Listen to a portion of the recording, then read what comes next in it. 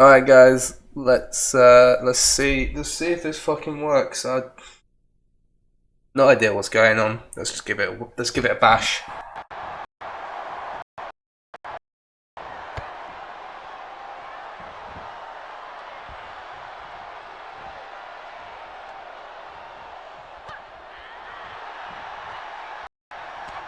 It doesn't seem to have helped. I'm honestly so confused.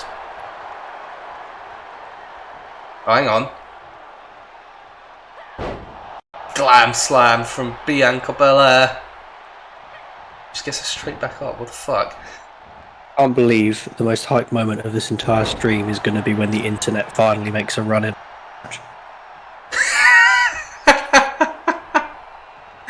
We're gonna power through it, guys. That's the only thing I can suggest, unfortunately. I've now started imagining JR calling a match where it's Skittles and it's like every other confectionery just gets in the match like it's the Royal Rumble of sweets. And I'm really laughing. Sure, I'm gonna try one other thing. All right, and it's gonna take a while to do. So we'll stay on commentary while this is happening. I'm wondering if it's the because I'm wondering if it's the capture card that's causing the problems. So.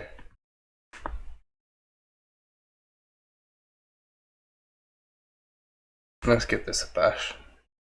It did start lagging again because I got stuck on adverts.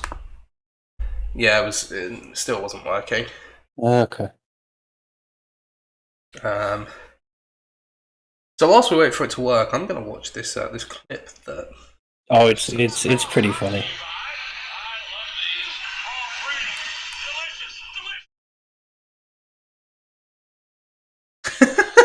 He gets sarcastic about Skittles.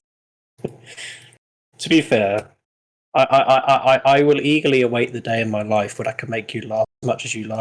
I showed you the weird rap lyrics clip. Look how much you're laughing, and I just mentioned it. I have another good one. I have another good clip. Hold on. I have another good clip.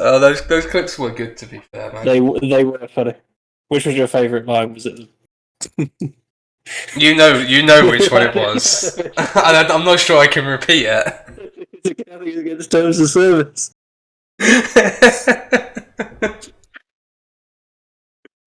It's quite a good one.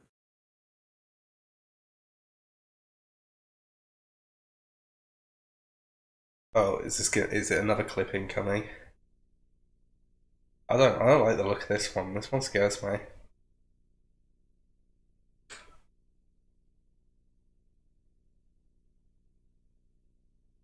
What the shit? This is just weird. I think to be fair, if you don't know the original song, it probably is a bit odd. Oh dear. Did I tell you that I found an entire 15-minute video of more weird of more weird bars? No, you didn't. We'll have to shut it out at some point. I found it. I did. Well, I can't watch it now, but no, of course, yeah. Let's see if this has helped out. Otherwise, yeah, we're just gonna have to ride the wave. Okay, guys, let's go. Let's see what happens.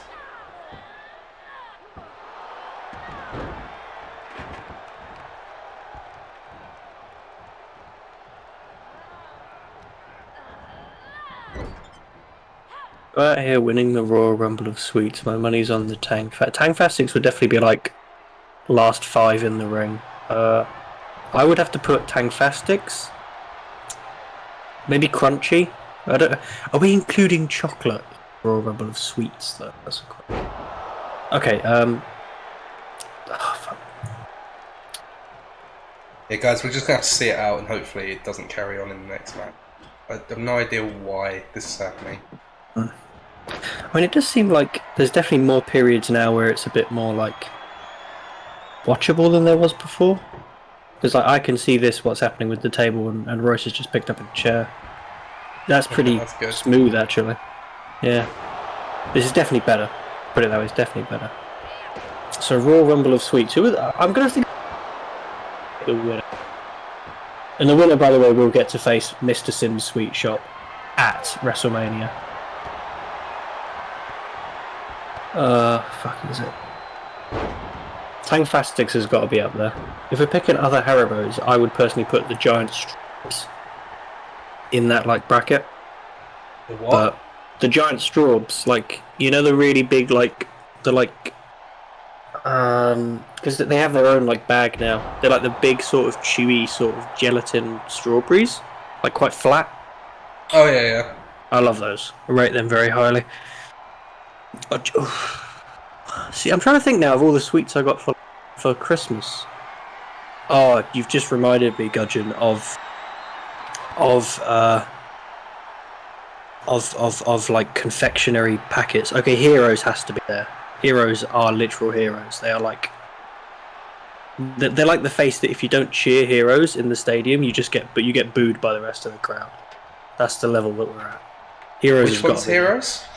It's like Cadbury. It's like a collection of all the Cadbury ones. Oh yeah. That is the elite one for me. So for me, it's Heroes, then a decent bit behind is Celebrations. Then Celebrations like is a big gap from that to Quality Street. Don't really rate Quality Street. Massively disagree. Quality Street's I know you're a big fan of Quality Street, which I kind of get it. Like Quality Street is pretty good. And then Jesus Christ, Peyton Royce is going to town here.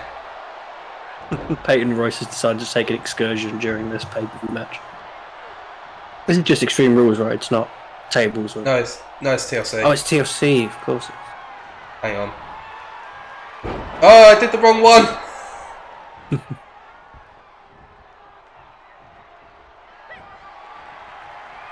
Please tell me I didn't break the fucking table. Oh my god. Oh, on the ladder. Oh god. I can't believe that didn't break the table.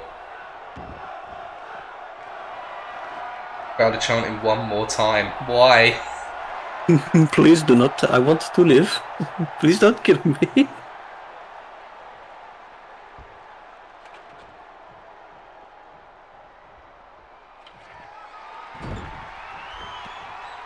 Oh, what a catch from Bianca Belair. Hoists her up, looking perhaps for the KO deal to 2 ladders fucking. Jesus, I've just seen that. It's the most brutal thing I've ever seen. One of the ladders was just lying beneath the other one dead, then the other one ladder seizure and died. Why is Bianca Belair trying to hit Peyton Royce? She's already dead. Leave her alone. Bro, that was actually such a brutal move. What is Bianca Belair doing? She has this match won. And the 450 is what? Just blatant disrespect. Do you know what? I don't know why I'm being reminded of such cursed shit today. This has been a fantastic match, by the way. Like, unironically, this is... Peyton Royce literally looks like punch drunk. Like, I don't think she knows where she is or what she's doing or who she is or what year it is. What planet we're on at this point. I don't think she knows anything about anything. How did she get up? What the fuck happened there? I don't think Bianca Belair, if I'm correct, I don't think Bianca Belair got a single bit of that belt unhooked. And I know for a fact she didn't now, because if she did, it would have flown all the way to... What is happening, guys? If I look at the pay-per-view thing now and it turns out we're in Wisconsin, I'll laugh my fucking head off. I will be very amused. There's definitely a joke there that I didn't get. No, because like if the location of the pay-per-view is in Wisconsin... Oh, Jesus Christ, I just saw Bianca Belair go to the table. Bloody hell. If the location of this pay-per-view is in Wisconsin, I would say the belt would have been flown from Wisconsin to Wisconsin. So it wouldn't have moved anywhere. Maybe explain why I didn't go off the strap. It was like, wait, I'm already where I need to be. This sentient belt. Oh my god. Oh my god! Oh no. We've just witnessed a death. We've just witnessed a death. It's not even the first death this match, it's about the third death we've seen in this one match. I mean, it's been quite the contest. It's been quite the contest. The crowd are chanting, "This is awesome." I would say this is murder. It's awesome if you're not Peyton Royce or Bianca Belair, sure. Well, I think it's academic at this point. Ladies and gentlemen, we have a new SmackDown Women's Champion. Unbelievable. Unbelievable. I mean, it was academic, and yet for large portions of this match, it was about as academic. Oh, they showed it again! They showed it again! The most brutal KOD of all time. Just see the way her ribs stretched out across that ladder. Oh, God. Oh, Christ. We've already had Spot of the Night. I'm glad I haven't eaten my dinner, because I think I would have lost it just then. Oh wow, that actually completed the rivalry, even though it was level 3. I guess it kind of makes sense, you know? Kind of makes sense. But they're one for one. They are. But then, to be fair, one of them has also become the champion, so I guess that kind of changes the dynamic of... I don't know. Maybe that's just me not knowing anything about wrestling. Which I don't. To be fair. Alright, well that's a strong start for SmackDown. 4 stars, we'll take that.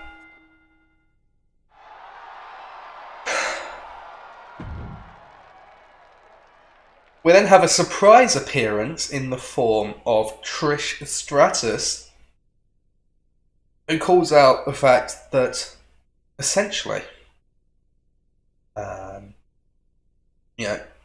she's been thinking about a certain individual on the SmackDown roster, who at one point was tearing it up. They were on top of the world, and now they've had a fall from grace, and they can't even buy a match.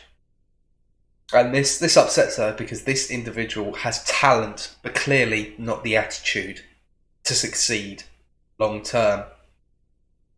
And Trish Stratus, she wants to help this individual get back on form, so she is calling out Sasha Banks for a match, anytime, any place, because she knows that they're underneath all of the facades, I suppose, there's a winner there, and she wants to help her get back to where she should be.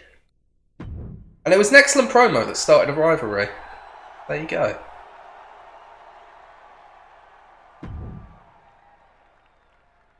Alright, let's get this going. It's time for the Bloodline to settle their issue with Ricochet and Keith Lee once and for all.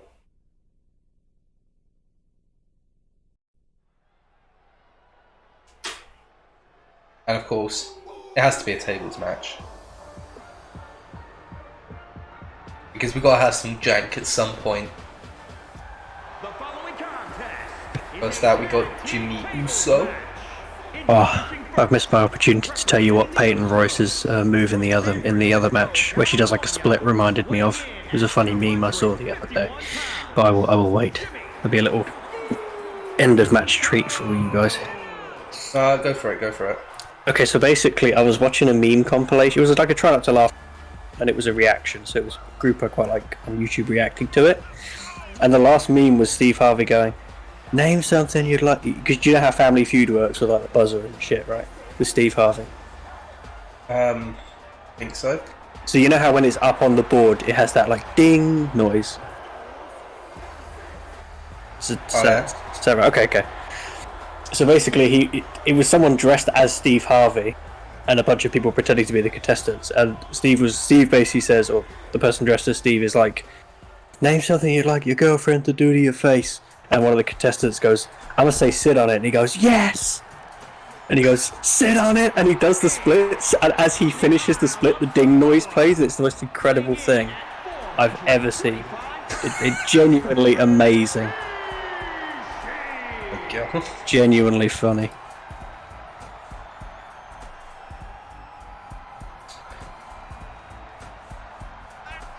And not at all segueing from that point that you've just made. Here's Rikishi.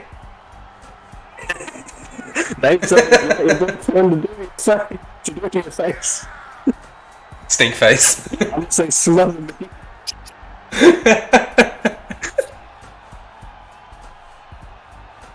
If you, I'm just going to say, just general comment, not trying to upset anyone. If you do actually want Rikishi to stink face you, please get help. Please never talk to me again. Please remove yourself from organised society permanently. Please do not go out. Do not leave the house. Not just for COVID, just never leave the house. I've got to say, the stream looks like it's running pretty well now, actually. Totally unrelated note, but... It's jumping back and forth. We're just going to have to see it out. I think it will stabilise at some point. It's just a shame because it ruined what was a really good match between Peyton Royce and Bianca Belair. It's true. I don't think it ruined it. It was still a very good match, but it was like definitely made it more frustrating than we would have liked. But I think it was still a very good match.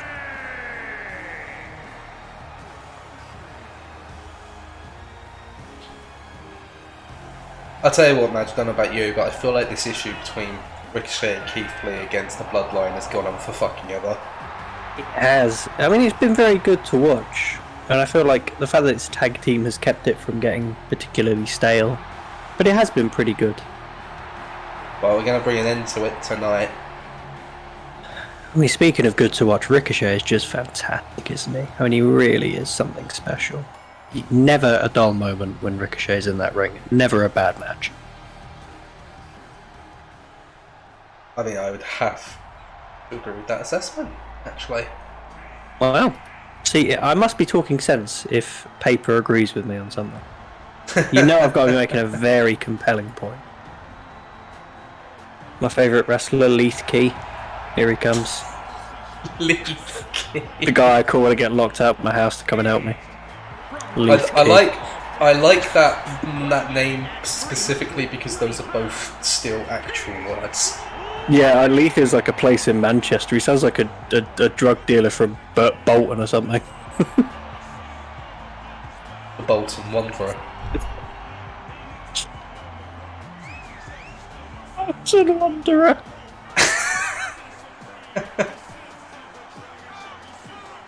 Walks around, just randomly waiting for someone to come and ask him for ketamine or something.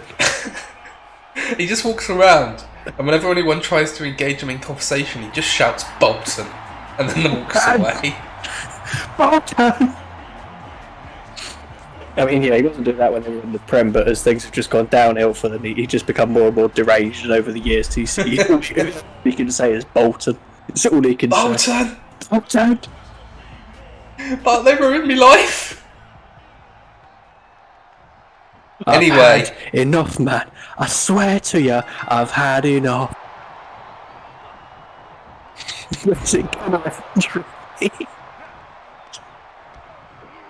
Oh, sorry, it's a classic line, I had to say it. Oh, Ricochet's just been squished. I'm sorry, it's game over. No, not again! Rikishi, no! Oh, God. Oh, God. Rikishi's going to end a man's career. Uh-oh. Stinky. Quite literally. Literally stinky. Particularly for Ricochet, would you believe? That was a good recovery, though. Great leg sweep. And then Ricochet just completely powdered out the way and throws him on the ground like a toy. Can I just say, like, as much as all of the wrestlers on SmackDown are really well dressed, like, goddamn, Jimmy Uso got the new Nikes. You got the Air Force Ones. The new Damn, Jimmy, at it again with the white Vans. Damn, jeez, Jimmy. Jeez, Jimmy.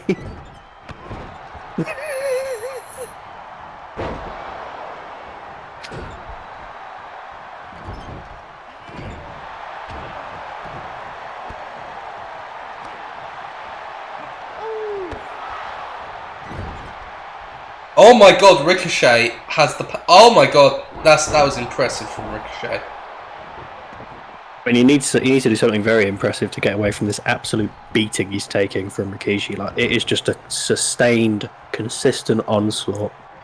That was a pretty good start to what will hopefully be a way into this match for Ricochet and a chink in the armour.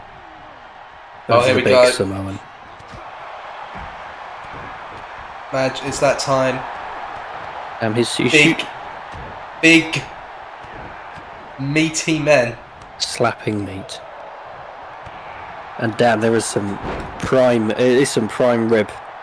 Some filet mignon, you might say. fucking sirloin right here. Some sirloin. I mean, like we got the whole cow, guys. Like it's not just one cut. We got the whole cow going at each other. It's like two pieces of farming equipment just fucking going at it. Alright, see you later, Lily. See you, Thanks for Lily. coming to the stream. Hope you enjoyed. Take care. Good to see you. There are 3 tables in this ring. I think one of them might break at some point. I don't know if the tables are going to break or someone's like just stomach is going to get folded and broken first. To be completely honest. Like they're about to have a Star Wars fight with these tables. You know how you said you think Ricochet's a star. Well, we're gonna destroy that star right now. Stick face. He is a star that just went supernova, and it was a very, very stinky supernova. That was lovely. I just got a freeze frame because it lagged on Rikishi's fat backside.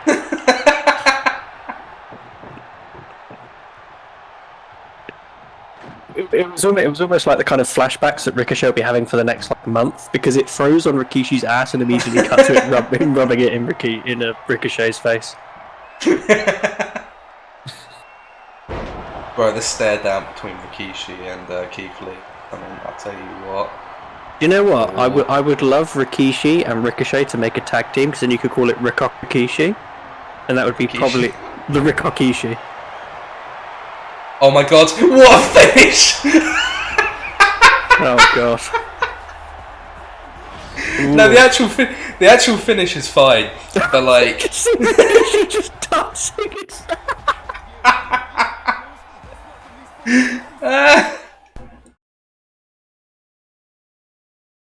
just jiving in front of the table. Archie's absolutely patterns Ricochet through it. That is incredible. Keith Lee's just there like, what the fuck has just happened to me? What have I just witnessed?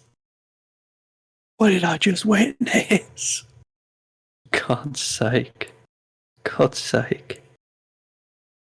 Alright, 3.5 star. That's alright. That's pretty good for a mid-card match. Between 4 guys that don't have a lot of popularity, I'll take it.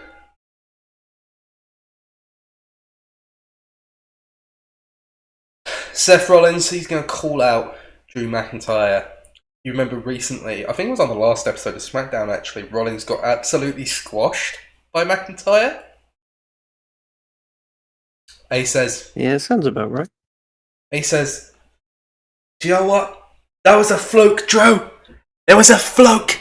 It will never happen again. The only reason you won... The only reason you won is because someone swapped out my Gucci boots for Louis Vuitton. So I was thrown off my game. I was thrown off my game, Drew. You also stole my fresh Nike crepes.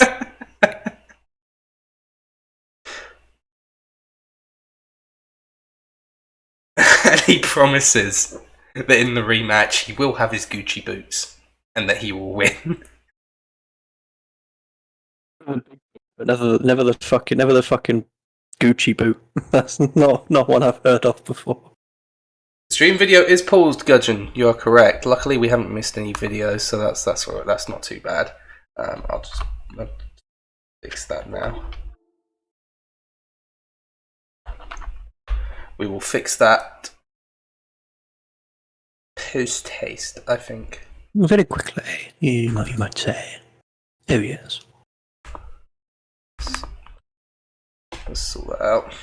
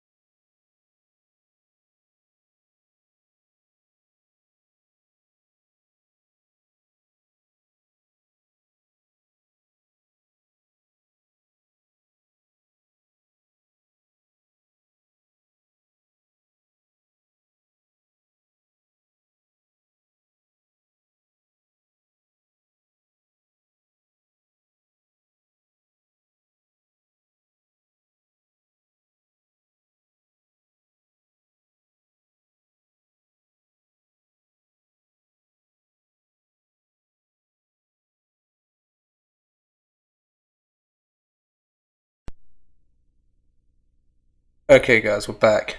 Gonna be honest, I thought the capture card had actually just given up the ghost completely there, but it seems to be working now. That's the promo I've already done. That rivalry has grown. Fantastic. We move on to an Extreme Rules match between Kevin Owens, Pete Dunne. Two of the most vicious bastards on the SmackDown roster. And you know what, Madge? We're going to spectate this one. Okay, I like that. We're going to spectate this one because I don't really have too much. I don't need someone to win, so let's just watch it unfold. Let's go.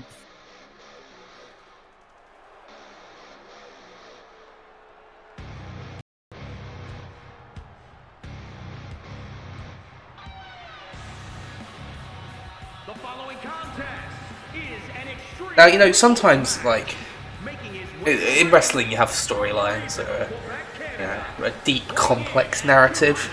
Yeah. Personal issues abound. This isn't one of those. This is two guys that want to beat each other within an inch of their lives. Because they can. They just like beating people up. Yeah. So that's all that this is about. That's all they want. All they're here for. So we're going to sit back and we're going to watch some violence unfold. Indeed we are. Indeed we are.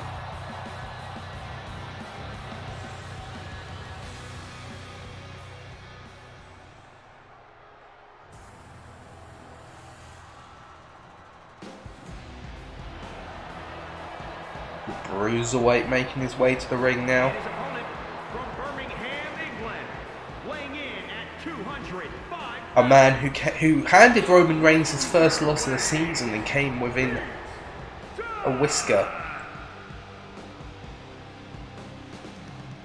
of capturing the Universal Championship. Yep. I mean, after that shift in the Universal Championship picture over on SmackDown, it might be a bit tougher for him once he's done with Kevin Owens to get back into contention for that title. But you wouldn't put it again. You wouldn't bet against it. You wouldn't say it's out of reach for the Bruiserweight. I mean, this is a guy. You know, you can't underestimate what his formative years have done to the man, and the strength, and the sheer brutality they've imbued in Pete Dunne. This is a man who has come from the very, very bottom, by which I mean from Birmingham. Birmingham, yeah, I knew that was coming. You knew it was coming, but he's accurate. No one ever called me an anthropologist, but I know, I know Birmingham well enough. But yeah, he just has something about him. There's this edge about him, this kind of aura, this almost like spirit. You can't really put it into words, but he has something that frightens you, that sends a chill up your spine and a shiver down the back of your neck. Makes the hairs of your neck stand up. Pete Dunne.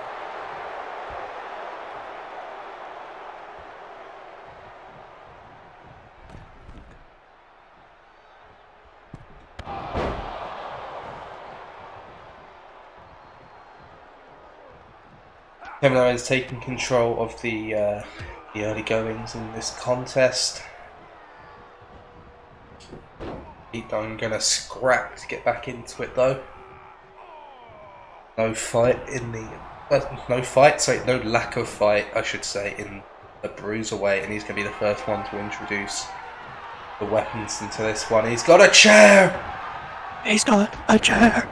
And he didn't get to use it. Oh, hang on! Oh. Ooh! Owens using the chair to accentuate his own attacks, and then, luckily for Dunne, getting the knees up on that follow-up. Both men whiffing there. Well, this has definitely been hard-hitting to this point. You can say that much.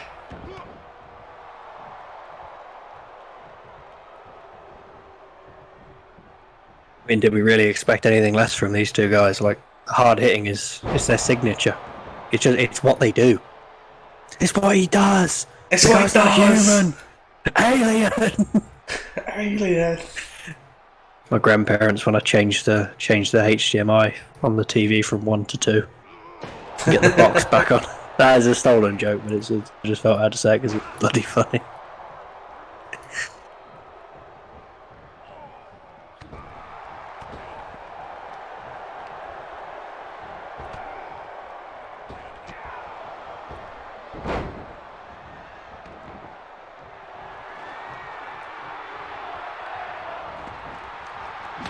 Ooh, kendo stick to the back.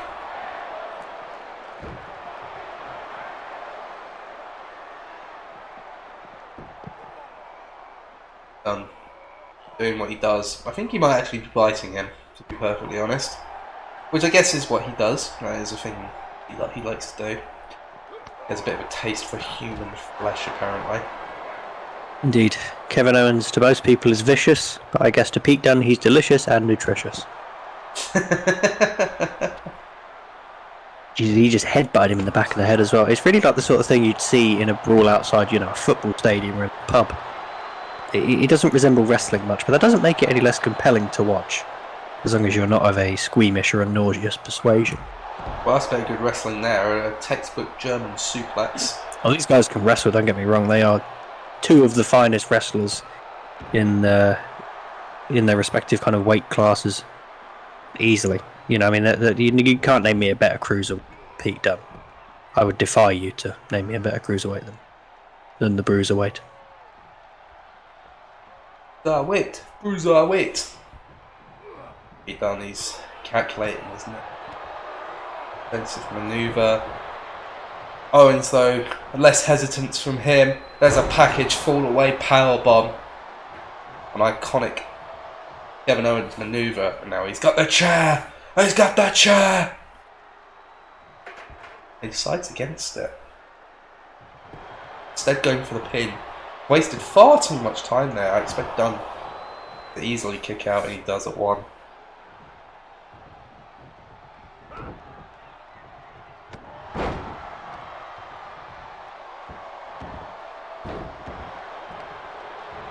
Now the brutality of a prize fighter. Owens is lining Dunne up. Looking for the stunner, and he gets it. And it might be a quick end to this contest. 2, 3. Wow. Short, sweet, brutal. And a very clear victory for Kevin Owens at the end of it. I mean, without trying to be too smart and use too many puns, I'm pretty stunned by that, to be quite frank. Not as stunned as Pete Dunne will be, but pretty surprised. Wow. Did not expect it to end that quickly. Fairly long match, but for it to just snap like that with the stunner.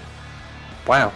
I'm amazed. I don't know what to say. Well, there can be no doubts now as to who is closer to a shot at the championship. Kevin Owens will be eyeing up one of Roman Reigns or Randy Orton by the end of the evening. You have to think.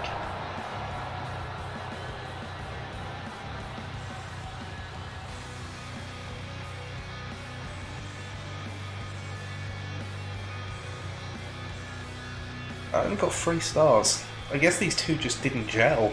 Kind of shame. But that's fine. That's fine by me. I mean, was that Owens' first, second win against Dunne? I'm trying to think if maybe the number of wins from Owens has something to do with it. I have no idea, to be perfectly honest. Look, Edge is gonna call out Damian Priest. Yeah. Right? He's gonna say, look, kid, I see it, you're an up and coming star, you've made quite a name for yourself in recent weeks, recent months. You're doing well. But when you take a shot at the best this business has to offer, you better make sure that you damn well finish the job. But I'm still here. Means you messed up. And I am going to make you regret it. Very simple from Edge. He doesn't take kindly to the sneak attack from Damian Priest, and he is going to get his revenge. But now it is time for the main event on the SmackDown side. Hell in a Cell match with the Universal Championship at stake. Roman Reigns gets his rematch against the man who finally dethroned him, Randy Orton. Match who I haven't been asking you much recently, but I've got to ask, who's walking out with the title? I just have a feeling Randy Orton's going to do it, you know? I just have a feeling.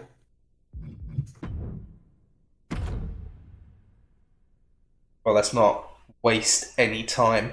Let's get to it.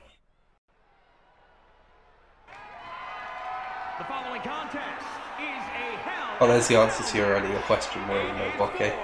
The WWE Universe. Bro, Milwaukee's So we are- in Wisconsin. Yeah, I know.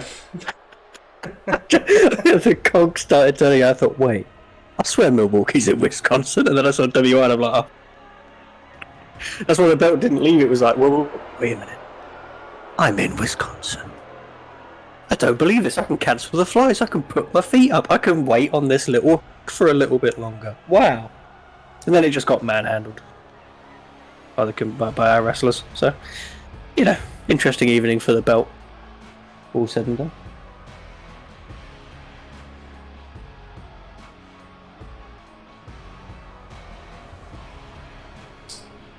Badge, do you know who's pissed off?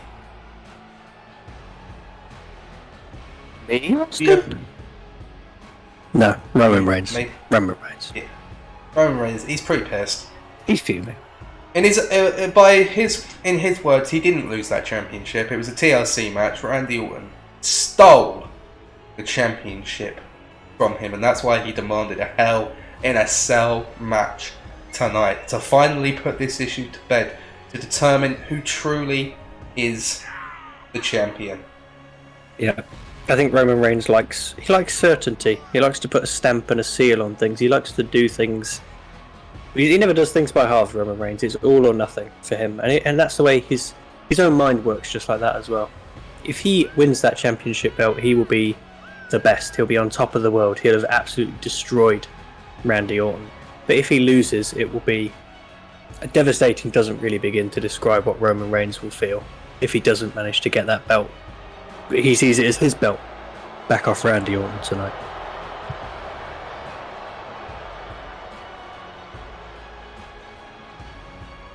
He remains calm, he remains focused on the task at hand, he knows what he has to do tonight.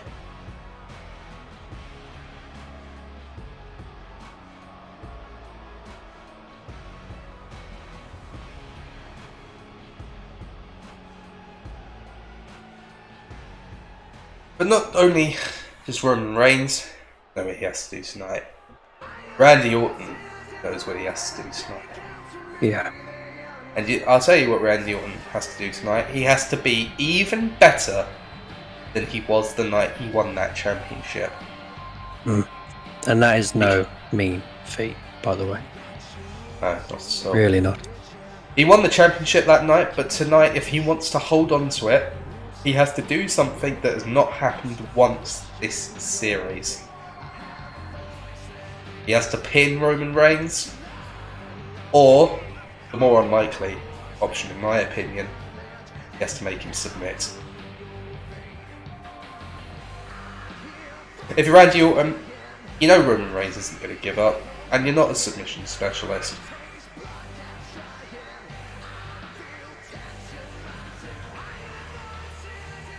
Yeah. He's going for the pinfall. He's going for the pinfall, let's be honest. He's going for the RKO followed by the 1-2-3. Exactly. That's his end game. You know, he can be a very hard man to break down psychologically and understand his game plan. Mentally, his is the kind of head, it's not just hard to get into it, you wouldn't want to get into it. But I think what he's going to want to do here is pretty obvious. He'll want to batter Reigns, not let him have a moment's peace, not let him get his stuff in. He'll want to probably throw him from the top of that great Hulk Hell in a Cell. And he will want to hit him with the RKO and hear the 1-2-3 and let Roman Reigns lights as he takes that belt back away from him. That's what he's going to want to do tonight, Randy Orton.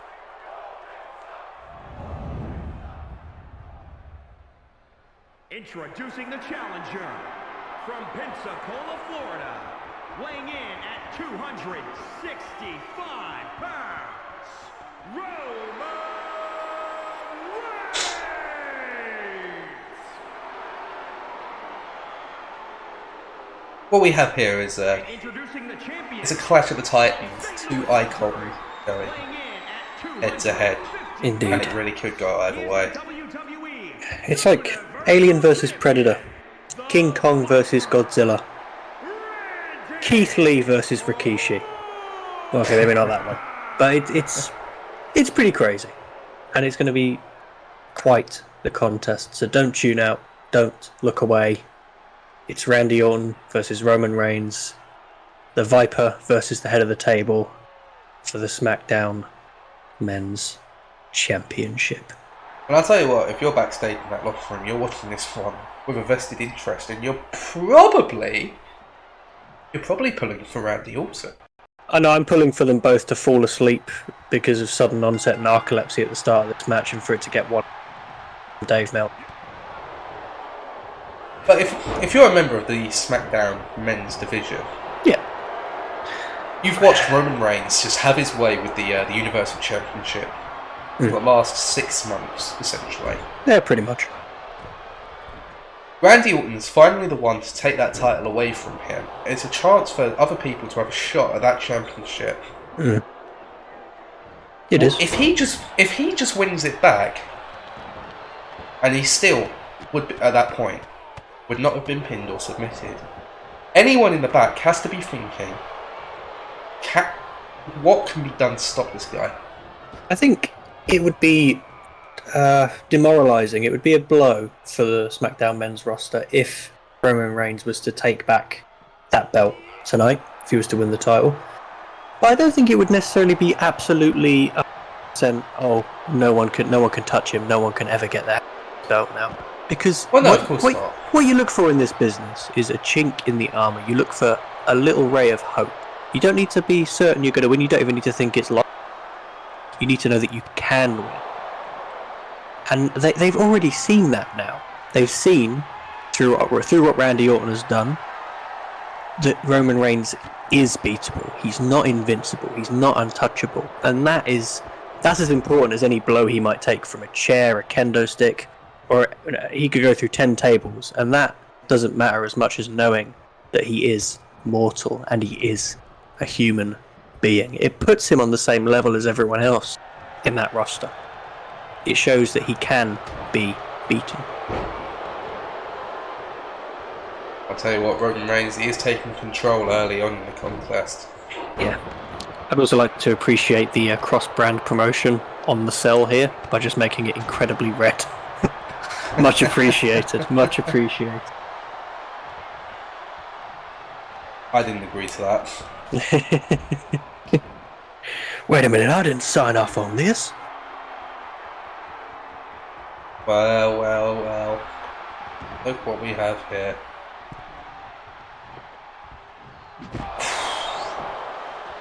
Jesus. As soon as you saw Randy Orton pick up that kendo stick, you knew. Sorry, not a That's kendo not stick, a kendo stick. sledgehammer. Oh god, that's even worse. Yeah. And now a little bit of vintage Orton. Yeah. I'm going to assume it was the punt kick. No, it was the Orton stomp. Oh. I mean, it's like picking between taking cyanide and strychnine. You'd rather not have to pick either option, wouldn't you?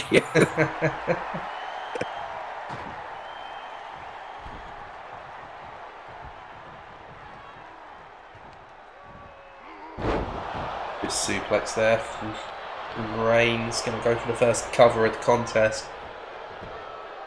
Yeah, beautiful suplex. Great belly to belly from Roman Reigns.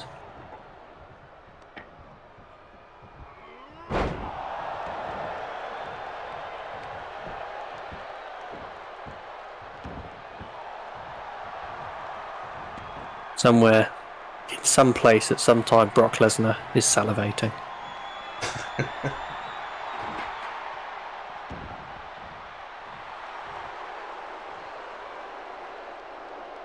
from that earlier comment, Gudgeon, about the funny video. I've seen that as well. I think it's at an ECW show with, I think it's Terry Funk and someone else who I've completely forgotten. I don't remember who the other, but it's Mick Foley. Terry Funk and Mick Foley. My favourite part Reigns, of that... hang on. Ooh. Superman punch in the corner from Reigns. Oh Ducks God. underneath the clothesline. Spear! Oh my god. The spear from Reigns.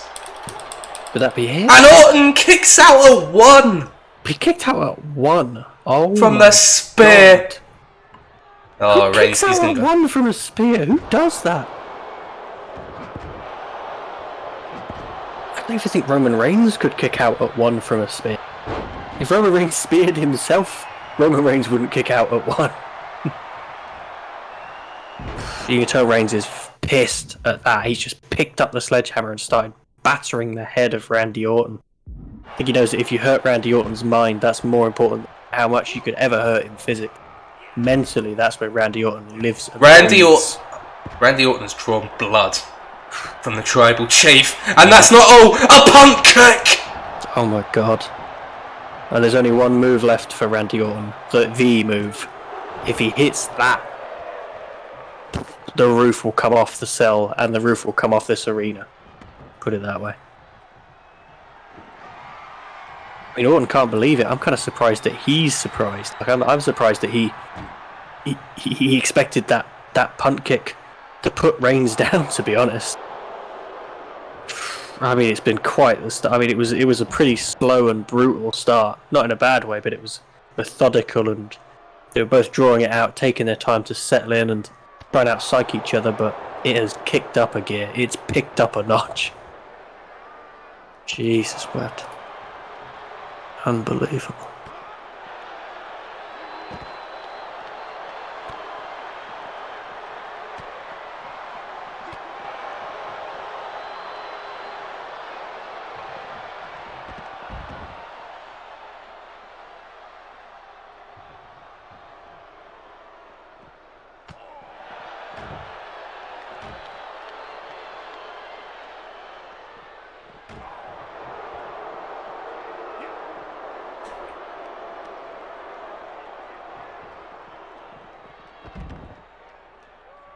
Reigns is now sort of just giving Orton sort of tour of the outside area a bit.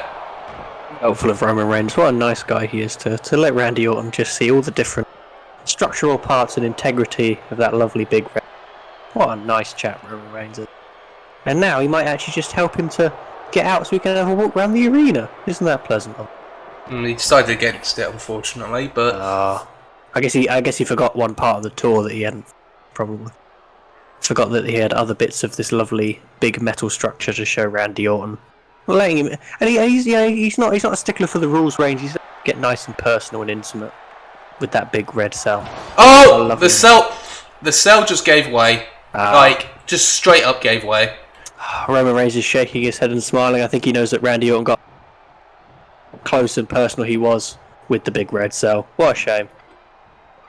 A sad end to a lovely little tour. How pleasant.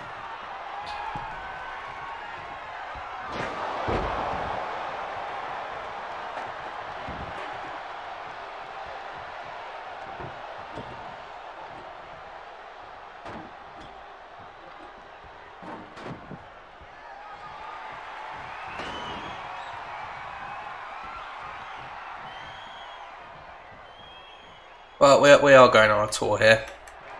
We are indeed. Both men have men having similar ideas. Has to be said. I do love it when men have similar ideas. It means when another man has the same idea as me, I don't feel as stupid as I could do. Reigns with a spear! Oh my god. Oh my god, Randy Orton just phased through the cell. He just... Another spear! Oh my god! Randy Orton, what is going on? What is... A Superman! Randy Orton just did an exorcism mid-finisher. He took a moment before Reigns hit him again to see Jesus, and then Oh my God! sent him straight down to hell, literally to hell. How is that bit of the cell not broken? I mean, it seems to be partly broken because Randy Orton is phasing through it as though he's some sort of demonic spawn of Satan himself. I don't really know quite what he's doing. Another spear from Reigns! What is going on? That's about the third spear he's hit him with onto that one bit of the cell. Oh god, why does Randy Orton just lose all of the tone in his upper body as soon as Reigns hits him with the spear? What's happening? Randy Orton is getting battered on top of the cell here. Like, he's getting battered like a fish. All this man fish and chips because he's absolutely battered right now. Jesus Christ. I'm making myself hungry. Although I'm sure that whatever happens next in this match will completely get rid of my appetite. How is that bit of the cell still there? Randy Orton must have been dropped with complete maximum force on top of that one square of the cell about 6 or 7 times now. With Reigns' most powerful, devastating manoeuvres. Reigns with a Boston Crab to the champion. I mean, this isn't going to count. This is not going to count. If Randy Orton taps, it is not going to cost him the championship. No, but I mean, it could be a big... It doesn't look like... Yeah, I think Orton's... Does get out of it in the end. Oh, he did get out of it. Well, I thought he looked very close. There was agony etched over every bit of his face. I thought Randy Orton was going to tap there. Not that it would have ended the match or lost him the belt, but it's these little things. Reigns is struck with a low blow from Orton. He's hit. I think he's just wondering what the hell he has to do.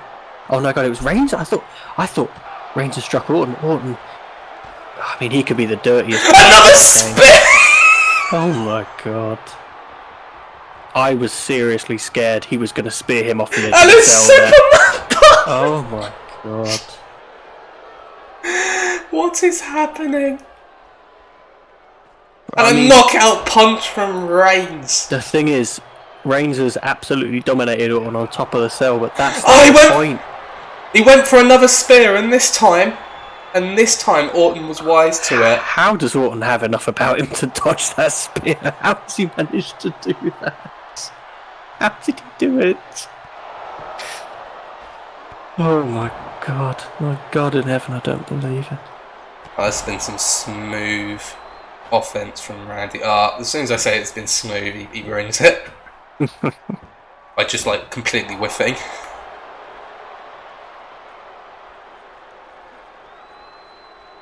He's going for a Canadian destroyer. I mean, speaking of whiffing, I wonder when one of these men is going to smell the scent. I mean, they've both smelt the scent of blood, that's why they're going for each other, but when are they actually going to draw blood? I'm stunned that neither of them have been busted open. I think you must have missed it earlier. Reigns is bleeding. Oh, I think it doesn't help that the cell was bright red, mind you. Makes it easy to get mixed up with the colour.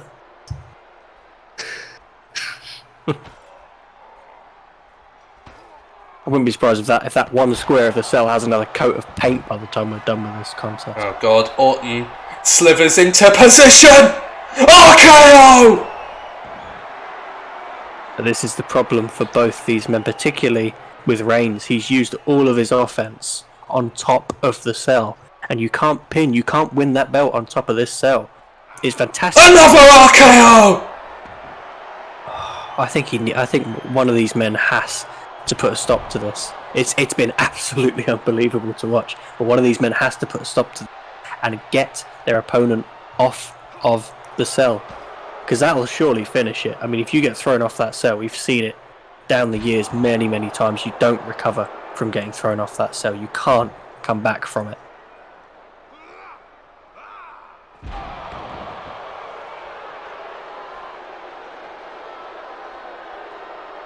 Reigns now going to take back control of the contest. This has been a brutal matchup.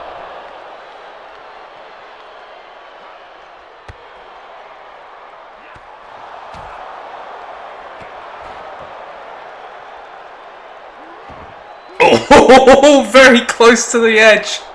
These two are playing a dangerous game here. Orton with another RKO! Oh God. Oh my God, he's going for another one. Surely not. And he gets it! Not. Oh my God.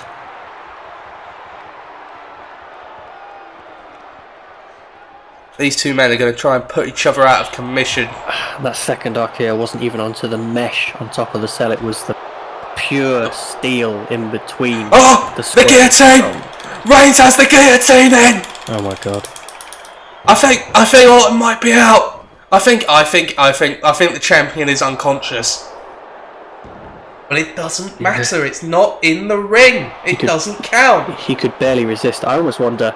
I know this is a horrendous thing to even suggest, to even think about. But I wonder why Reigns released the guillotine. He was under no obligation. The ref wasn't up there telling him to release the hold. There's no chance of a disqualification. You almost think if Reigns has his wits about him, they've been knocked out of him. If he had his wits about him, he could have kept the guillotine in and absolutely finished Orton off, taken him, thrown him off the cell or through the cell, and pinned him. That's another spear. That is another spear. Oh my god. I mean, when these two men are doing what they're doing to each other, you feel like no words could really describe it. Orton has phased through the cell and been exercised for about the 5th time this match. He seriously needs to see a priest and go to confession. The amount of times he's there we go. Warped and distorted in this contest. We have blood from Orton. I thought you were about to tell me that Orton had gone through the cell, and I would not have hesitated to believe you. Well, he's gone through the cell numerous times, but not quite in the way that we're thinking. Not quite in the way we expected, not quite in the way I was thinking. But it's true. It's true.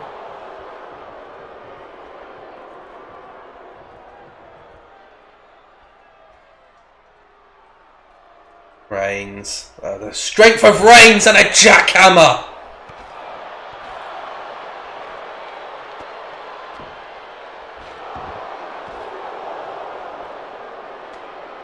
Reigns is just working on that wound now of Orton.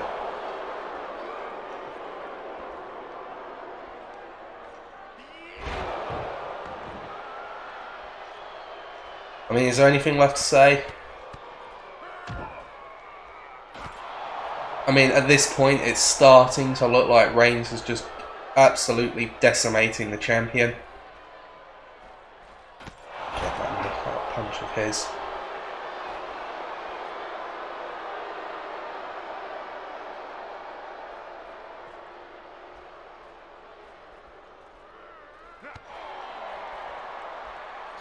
Orton gets one shot in, and Reigns is back on it. Back and forth now between these two.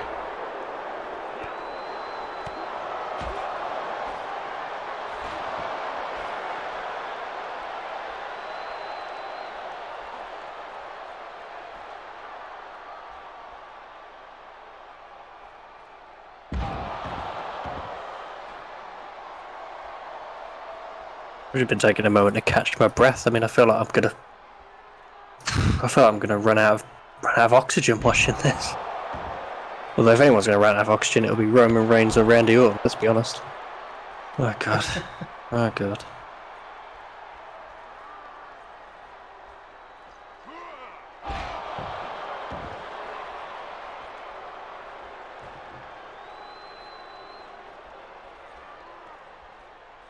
Orton. Another suplex! Oh my god! Is it open? Is the cell broken? Yep. Oh, I've just seen it. Oh, I've just seen it. Through a table as well. If he pins him now, Orton, if Orton just pins him, no, he's not done. He's not done with Reigns. He's not done with Reigns. He should have been, but he's not. Reigns throws him off. Oh my god. Oh my god.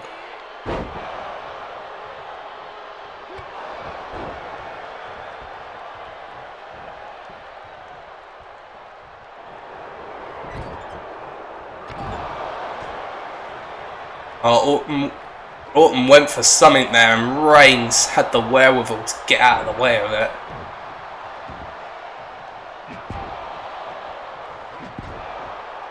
I don't know if Reigns has any wherewithal left in him.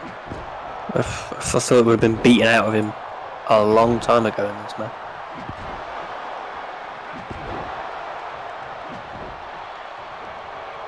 Reigns with a shot with the sledgehammer, and another one to the face! You just wonder when... Reigns! Oh, from out of nowhere! Reigns! He has the guillotine in! Oh my god. Oh my god. Orton's out! Orton Orton is out! Roman Reigns is a 2-time Universal Champion! Oh my god. He has reclaimed his throne! Yep. The Tribal Chief sits atop the mountain once again! I mean, can you really say anything to criticise either of these two guys? Can you really pull them up on any little thing? You know, didn't dodge this move, should have used that move, should have done this or that. The endurance of those two men was absolutely astronomical. They've just produced. It's the kind of match that will be talked about until we don't live as a species anymore. It's the kind of match that will be talked about as long as wrestling exists. For God's sake. I mean, for God's sake. I don't believe it. I do not believe it. Roman Reigns. I mean, He talked the talk. Tonight he walked the walk. and he brawled He the is brawl. He is everything he says he is.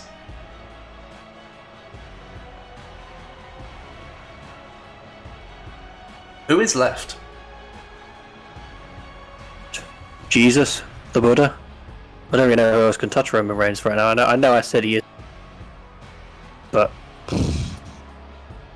I am seriously struggling to think of anyone who can.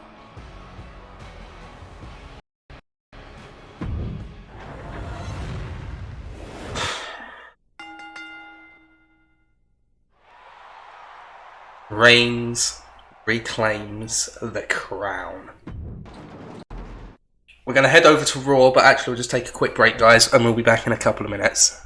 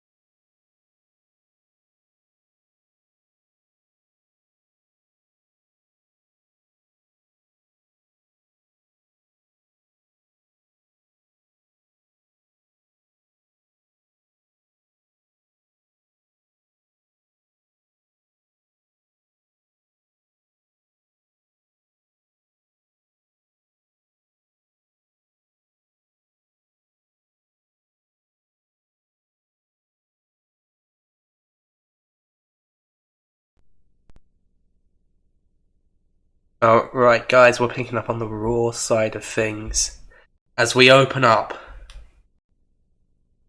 with the greatest soap opera of our generation. Imagine I'm going to let you take the stage. Ladies and gentlemen, this isn't EastEnders. This isn't Coronation Street. This isn't Emmerdale. This isn't Hollyoaks. It's Hollywood. It's Monday Night Raw. It's Hell in a Cell. I mean, this isn't really Hell in a Cell. This is hell in a living, hell in a small domestic abode, hell in a suburban street. Because this is the kind of thing you would expect to see at a family gathering when everyone's had a bit too much to drink, and Uncle Jerry and Aunt Jemima are having, a bit of the old handbags. But we've now got two of the greatest wrestlers of this, or probably any generation, actually, arguing over what is basically like low-level divorce proceedings. Although they were never married to begin with. To the great consternation of AJ Styles, they were never married to begin with, and to the great relief of Bret Hart. I don't really know how this is going to go. We've taken the two most cracked people in wrestling today and put them in the most cracked match type in wrestling today, at the most cracked pay-per-view in wrestling today. I don't know what else to say. It's going to be cracked. That's what I'm trying to get at. It's going to be interesting. And who am I playing as, or are we spectating? I spectate it. I want to spectate this. Cool. That means I don't have to play a tables match, so I'll take it. Yeah. I could be honest. I feel like you can't get in the way of true love. It should be allowed to resolve itself naturally, peacefully, and with a load of tables. Right, why are table matches so shit in these games? They've never been good. I don't know. Imagine if this one, with the AI controlling it, ends in like 5 seconds, because Bret Hart is just like, I don't want this man to stalk me anymore, and just dumps him through a table. And he's just done. I would rate that. I would rate that it would because be understandable. I don't think you could blame it would work for the storyline, and we'd all have to spend less time in our lives watching another fucking tables match in WWE 2K. True. I mean, I think if any two people can make a tables match work in this video game, it is in-game Bret Hart and in-game AJ Styles, because they have put on genuinely some of the best matches, like the best technical matches we have had in this series. And that's not me just saying that because they're Raw guys. They have just put on such impressive contests when they step inside that ring, which is what these two guys are known for. Is who they are.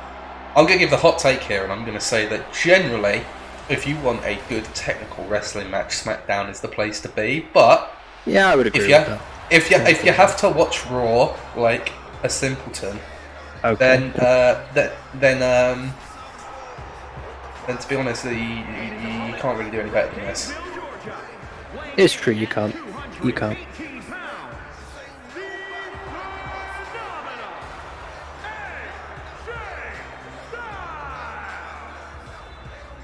I want AJ Styles to win this just because it makes absolutely no sense for the fucking storyline. And that's just going to be how it ends. Yeah, pretty much. When is it going to end, Robbie? This is when it's going to end, Robbie. It is going to end. That's Robbie, every pay-per-view. Robbie, it's done. I'm leaving you. I'm taking the channel. I'm taking the kids. I'm taking the nice sofa in the room where we watch the games. It's mine. I'm trying to think about how this story could logically end if AJ Styles wins this, and the only thing I can come up with is Bret Hart being forced into an arranged marriage and he's unhappy for the rest of his life. Yeah, no, fully. They're going to be a tag team if AJ. They are. I rate that. No, they just are. It makes sense. It works. It has to be this way. I'm putting AJ Styles in a wedding dress. I'm putting Bret Hart in a nice sharp tuxedo, and they're going to be a tag team.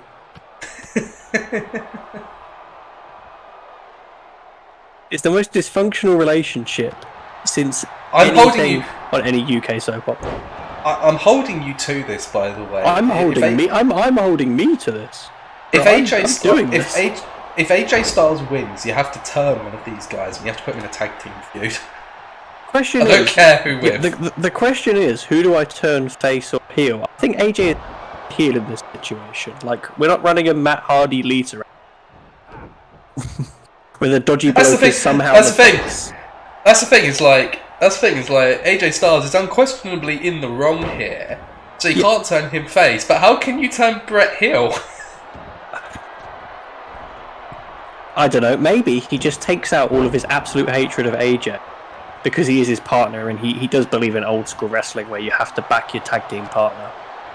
Maybe he just takes it out on every single other competitor and just becomes more and more brutal as he becomes frustrated with being locked in a loveless marriage. See, this shit writes itself. This shit writes itself. It's classic. If by classic I mean completely disturbed, which it also is. It very much is disturbed. I mean, you know, put it this way. AJ Styles, there's no way to make him work as a face. There's no way to make this man work in the confines of this story as a face. If you think AJ Styles in this angle is sympathetic, you should be on a register. Like its own special register, the AJ Styles register. We've got a table. Ladies and gentlemen, we have liftoff. We have liftoff. We have liftoff, but do we have landing, as in landing through the table?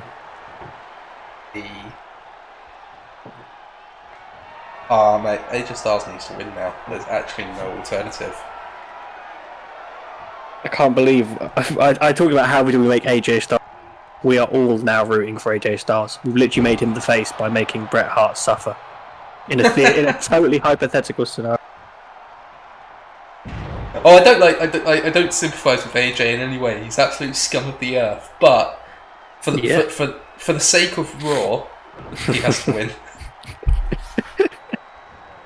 But you can't, to be fair, yeah. I've just had an idea for a singles feud. Let me just write this down. I'm not going to spoil anything. Oh, that was just sheer like frustration from Brett, just fucking like forearm to the face.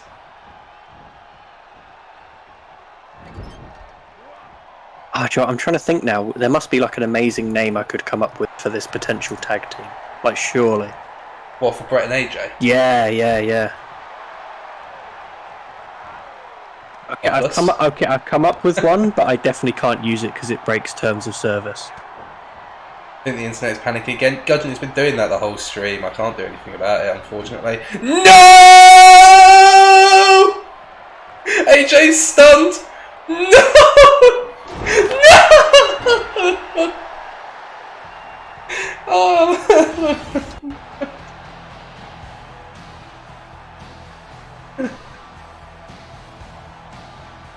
My heart broke. My heart broke the instant the table broke. I'm devastated.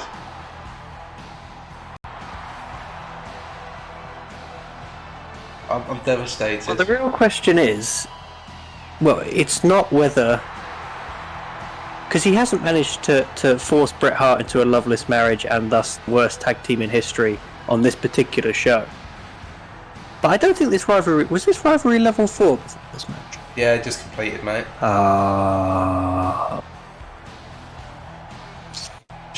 Do you know... There will be ladies and gentlemen, we will never see the hallowed tag team of BJ going forward. I'm very sorry. It's only 3.5. I mean, it's not really surprising. I've got a suggestion. What?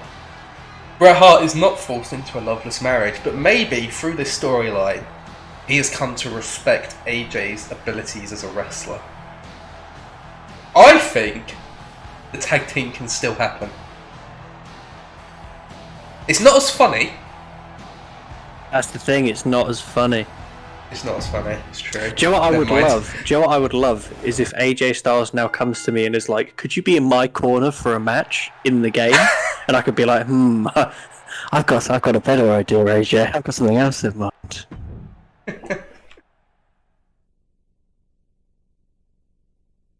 Alright, take us away.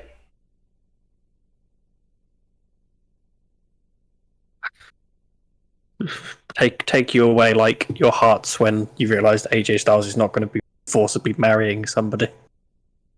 We've all become disgusting people as a result of this storyline. None of us are innocent, except probably Bret Hart. He's the only innocent one left. I'm gonna be honest, guys. I don't really know what to say about Vader and King Nakamura. Vader nearly killed me when I refused to give him a massive payout, as though I'm some kind of drug lord giving my subsidiaries a little cut of the business. So he's basically stormed to the ring, picked up a microphone, and just basically said, "I'm fed up of what's going on here on Raw. Week in, week out, I get treated like a chump, like a loser. I'm one of the toughest, most powerful people to ever step inside this ring, and I have earned respect. And I'm going to show you why I deserve that respect by destroying King Nakamura. When I'm done with him, he will never wrestle again, and they will have to carry him out of this ring in a body bag." And he just drops the mic and storms out. And that's about all there is to it. That's all she wrote. Excellent promo. It was pretty decent. Alrighty, on to our next match of the evening. Finally, we're going to put this shit to bed. Is it bad? I also want Gudgeon's input on this, not just yours, Paper. Is it bad that I'm just considering simulating this match? Oh, we can't be doing that. We can't do that. Oh, we probably can't. No. Especially because we're not going to be able to watch the Well, we can't watch match. the other match. Yeah. Do you know what? We'll spectate it. That's fine. Spectate it? Yeah. We might actually end up spectating all of these matches, to be quite honest. Fair play. I do think I've realised I've made a bit of a mistake on this card in the way I've ordered it. Like, the matches are all good. I think I've done a decent job considering I was faced with some exceptionally stiff competition. And I'm not talking about AJ Styles while he was facing Bret Hart. I'm talking about the other GM in this equation. I think because I played that card to raise the rating, I probably should have had this match up first. The only reason I didn't put it first was because their popularity is not very high, so I didn't really expect it to do well. But if I have that card, maybe I should have put this match on first. Oh, that's the point. I hadn't even considered that. Under normal circumstances, I would have put the title match on as the opener, but I'm concerned that Alexa Bliss may actually suffer it, which would probably tank the rating. I presume that would tank the rating of the match. I don't know. I have no idea. I have no idea. And to be We fair, haven't seen an injury yet. we haven't. This would literally be the first injury to my already literally paper thin. Like, saying it's paper thin is an insult to the thinness of paper. I wouldn't say I'm thin, but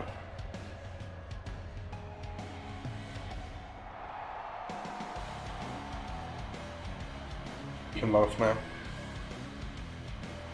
I can laugh now. Yeah.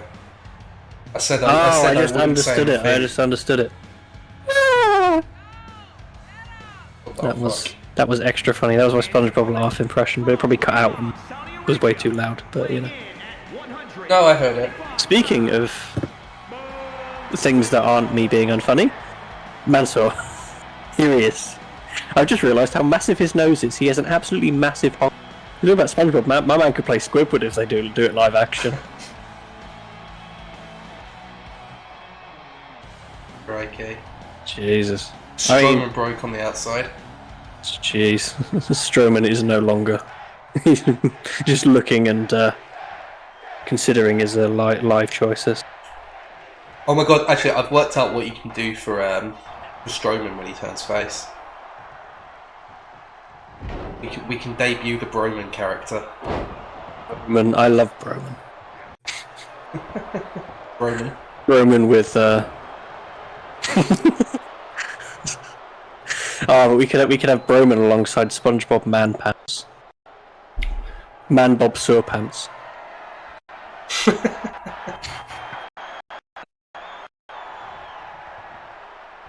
Jesus Christ, man. Damn, these guys are beating each other up so badly it's caused reality to bend upon itself.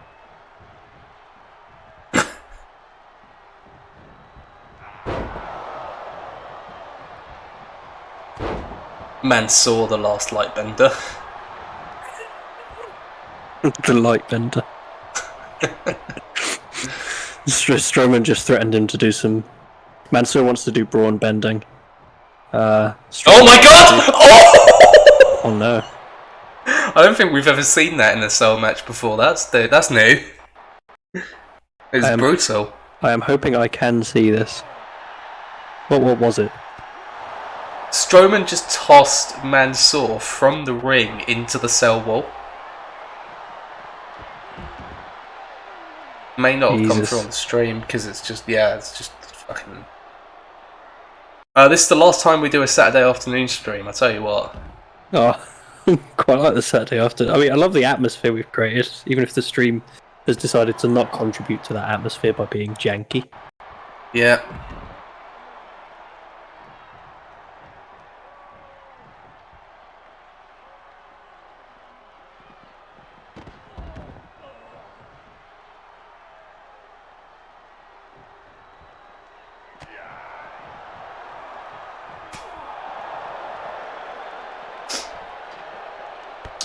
Joe, whilst this match is going on, I mean, we're gonna have a conversation completely unrelated, but like whilst we were waiting for the stream to start, you checked your level 7 stuff. Yeah. Did you check? I haven't checked. Would you mind checking mine? I'll keep an eye on the game. What class is it again? Ranger. So what am I looking at? Ranger D&D level 7. Level 7. Do I get anything, or is it boring? I think you get something, but I've just seen the little preview. Let me have a look. Level 7. Ranger archetype feature. Oh, okay. What is that? But it depends on which archetype you've picked. What does it say there? Well, it says beneath it, these are detailed below. Hunter. Did you pick? I think I picked Hunter, yeah. Okay. At 7th level, you gain one of the following defensive tactics of choice. Do you want me to read them out? Yes, please. There's 3 of them. So escape the horde is first. Opportunity attacks against you are made with disadvantage. Steel will. You have advantage on saving. Being frightened. Specifically being frightened? Yes, specifically being frightened.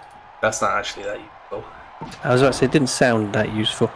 Multi-attack defense. When a creature hits you with an attack, you gain a +4 bonus to AC against all subsequent attacks made by that creature for the rest of the turn. Okay, that one actually sounds kind of useful. Yeah, the first 1 and 2 sound pretty handy. Steel will not so much, unless like doing a house theme D&D maybe. In that case, maybe it'll come in clutch. Anyway, Strowman just won. Nice. Epic. Nice. Well, I really am glad I paid all that money for this set. Imagine it gets like 5 stars now, and it was just the most vanilla match of all time in Hell in a Cell. Like, if that happened in real life, they'd be getting booed out of the building, let's be honest. Was that a signature? Oh, mate. He didn't even hit his finisher, it was just a fucking signature. This is going to do so boring ass badly. cutter. This it's not, because you played the card. It's going to get 5 stars. Oh, no, but like, it would have done badly in general, then it will be raised to like semi-mediocrity by the fact that I played a card. Like, artificial. Oh no. Oh no. I haven't seen it yet, but I was actually so right with what I said. Holy shit. Wow. But that means it would have been like at least a 4-star. What the fuck is match? It's really not. It really isn't. Oh, mate, I'm moving on. Please do. I want to move on now. If I'd put that first, oh my god, I would have been absolutely. Oh, that's terrible. I thought this would come down more to like, oh, I'm just going to have to hope that I do fairly well across the board. But now it's like I could have put that first, and I would have been like in a really good position. I mean, I guess I still am in a pretty decent position, but that kind of sucks. Imagine if the next one gets like 4.5 stars, I will be fuming.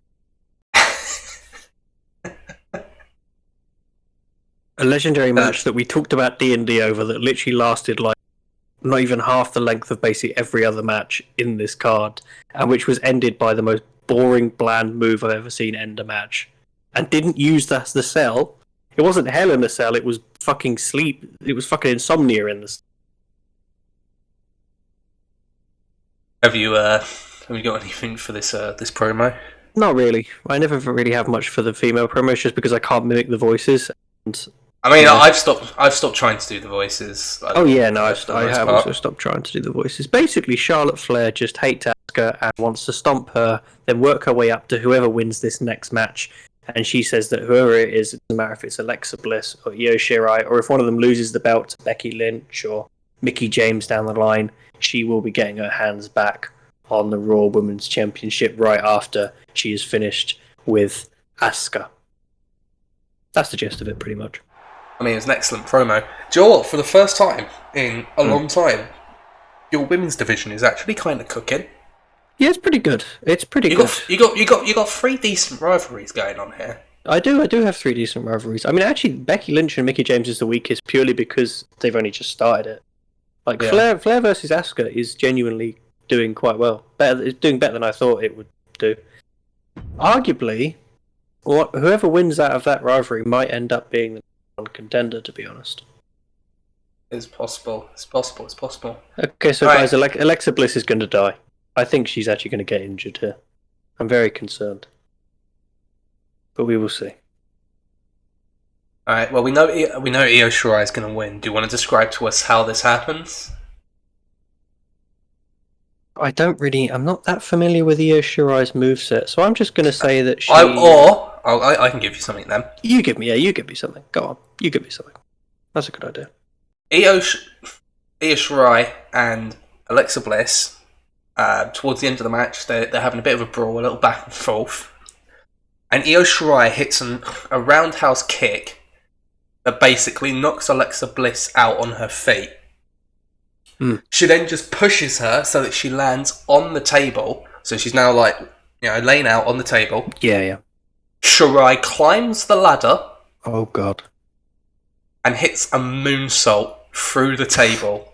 Jesus. And that is how she wins the championship, gets the 1, 2, 3. Fantastic. Like, she doesn't even do a proper cover. She just does the moonsault, lands on Bliss. They're both in a crumpled heap on the mat. Neither of them are moving. They're both out of it. And the referee just counts the pin to the point where Shirai doesn't even react when the 3 count goes. There you go. That's your finish. Brilliant. I like the sound of that. And Io Shirai is the new Raw Women's Champion. It's like it's a high ranked match, isn't it? Oh my god, man! What have you done? Yeah, I figured this would probably happen. It's because it's a title match. It just does well naturally, I think. Yeah, I mean, it was always a risk. I think I had to take a risk. The thing is, the risk has both paid off and not paid off because I've literally had the lowest ranked of all these 3 matches as the opener. So Yeah, not great. that's all right. It's life. At least I put on a pretty decent show. So, like, hopefully, if I lose, it shouldn't be by a ridiculous amount. That's kind of what I was aiming.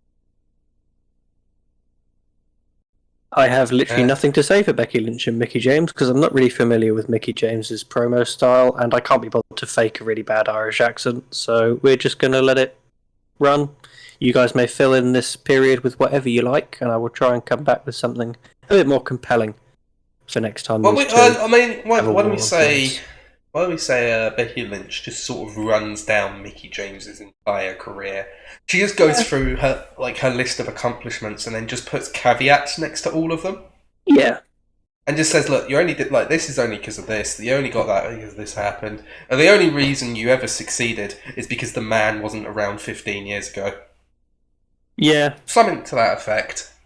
Yeah. Like if you think you can wrestle compared to you, women's wrestlers were just glorified eye candy back in the day. She's really laying into not just Mickie James, but all of women's wrestling from back in Mickie James's prime when she was doing her thing. Like, you were nothing but a sideshow distraction, a circus attraction for men to look at. Like, you can't wrestle compared to me or compared to anyone else in this. Is so much better than you. It's not even funny. Just a blatant disrespect. Yeah, just a blatant disrespect, and also very, very just demeaning of the path that women's wrestling has taken today, and the fact that trailblazers like Mickie James, Becky Lynch can stand here and actually say all of this, and Mickie James will presumably make that point when these two next go at it. But we will see. We shall see. Well, it works. It's raised a rivalry. Good. Great. All the promos have been excellent today. Very pleased about that, I must say. Very happy with that. And now it is main event time. Boys, we're going to spectate this one. The Heartbreak Kid and the Nature Boy. Woo! Woo! We're going to spectate this one, lads. We're spectating.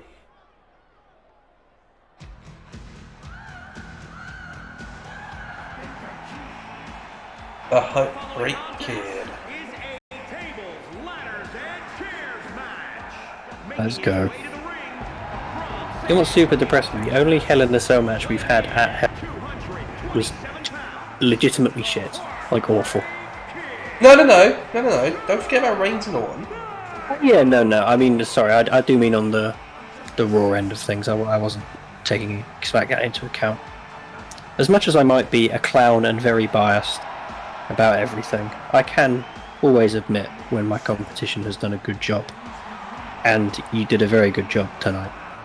I did a good job. I did a good job, but somehow I managed to get the letters in the three letter word that is job mixed up. I did a good OJB, but not a good job because I got the order of everything wrong.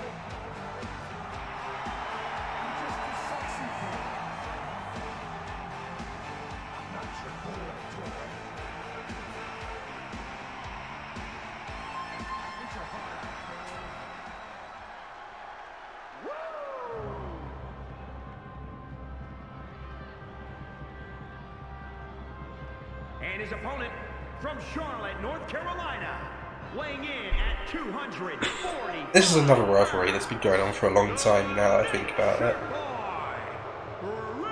Yeah, it has. I don't think there's anything necessarily wrong with that. You've just got to keep it at a good level, so to speak.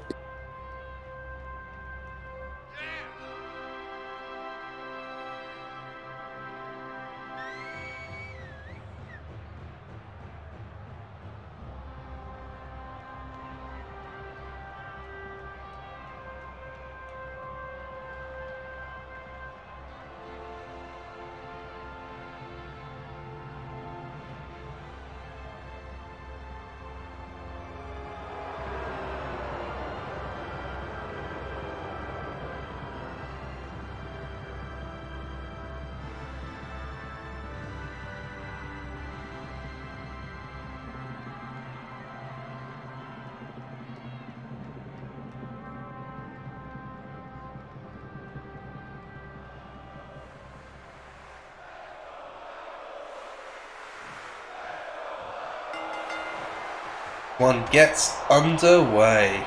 Here we go.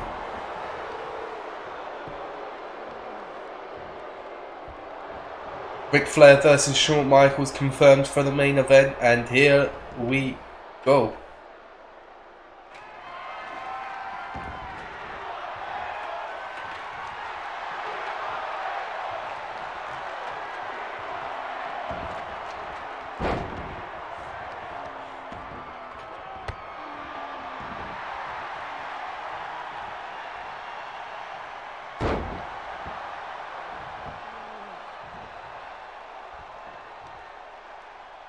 I have disconnected from chat.